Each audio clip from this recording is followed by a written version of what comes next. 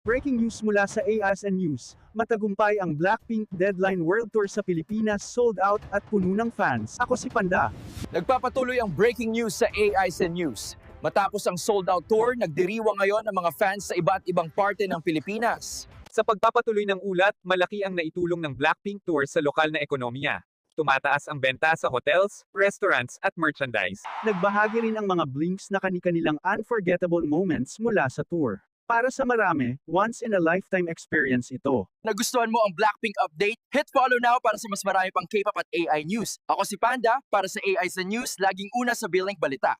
Let's live it up, we're forever young. Neon lights shining on us, dance until the sunrise. Nagustuhan mo ang Blackpink update? Hit follow para sa mas marami pang K-pop at AI News. Ako si sa AI News, you.